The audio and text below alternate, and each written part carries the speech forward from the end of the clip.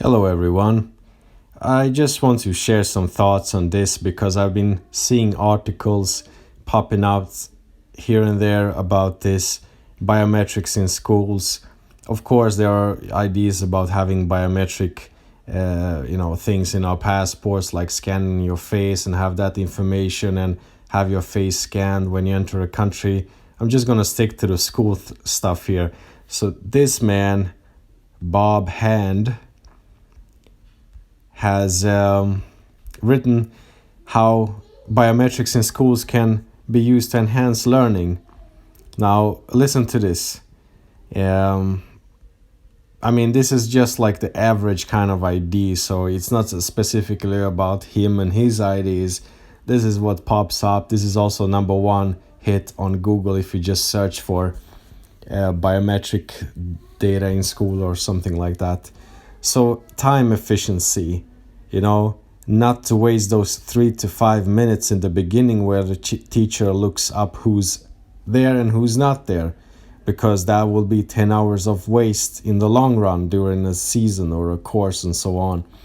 Wow, imagine that, missing out the human touch of actually just saying hello and who's here, who's not here, kind of setting in for the class. Wow, such a shame to waste that, because people have constructed so much good technology, so they think that these 3 to 5 minutes will help and ease out the learning in a sense. And the funny thing is, kids I read a kid who said, was from Sweden, actually from Skellefteå, that she thought they would actually take a photograph, but she was relieved when they actually was scanning her face. Scanning your face is much more bigger privacy intrusion than a photograph. Anyway, so, this can be used to know how much time a student has been missing from class and so on and so on. It all sounds so good. It all sounds so the Internet of Things, how efficient everything will be, where everybody just having these iPads in school and everything is just made of scanners, and you don't actually have to read classic stuff like, let's say, classic literature. Everything from Euclides' geometry to Faust to whatever classic literature you have in your country, and to actually do some real soulful learning. But let's move on here. Keeping students safe. Well, verification that the student is there, who is attending what, and so on. Wow, to keep students safe. When you're a teenager or a student, you kind of like to have a privacy. You might be wanting to talk to a girl or boy you like without having a camera up there in the ceiling, or somebody knowing you're passed into Sector C, where you shouldn't supposed to be, or something like that. Come on. Or who knows what sycophants are actually working in the school, which has been proven time and time again, so they can follow up. Imagine a teacher who's obsessed with a student. Now they can sort of go in and see where they have been, when they are coming to school, where they are. It's just creepy. It's sickening. But yeah, RFID chips, that's good. And the thing is, gullible people will fall for this. Parents who are naive, who don't have time to even realize what's going on in their lives, and I'm not blaming them, but they will feel like, oh, that's good, put some more control apparatus and scanners on my kids, shove a chip up there, I'm not gonna say it loud here, and they will be safe. Because once again, how much has any of this been a problem in the educational system? Let's not talk about school and indoctrination, but none of this has been a problem. So why are they making a problem out of it? The problem is, bigger classes or people who are not really fit to be, in the educational system. Some people really need to do something else. There's so many other ways to approach this, but no, hey, let's just put on the Big Brother idea and force it upon us, like slowly. A better understanding of student engagement, okay? To see how they interact with other students, body language. You don't want to be the one who's not like everybody else. This is crazy. I mean, this is just sick.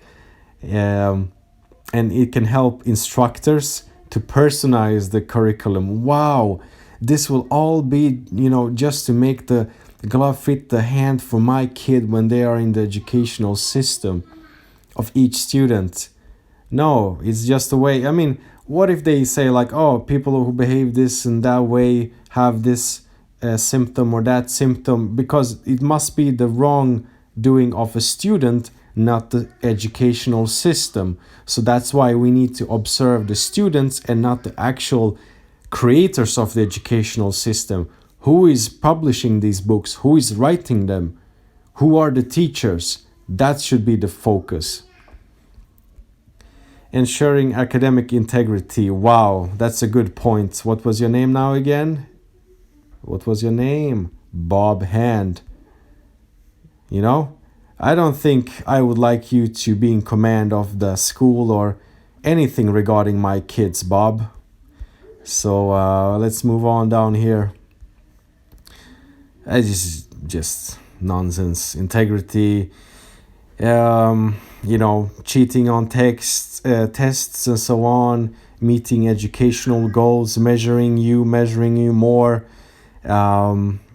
And of course, he mentions something that, this can be vulnerable to hackers and so on, because only hackers would be interested in this, not the teachers, not some pervert educational the people in that system, nobody else, just some hackers, crazy people, not the actual teachers nor the ones who designed the educational system.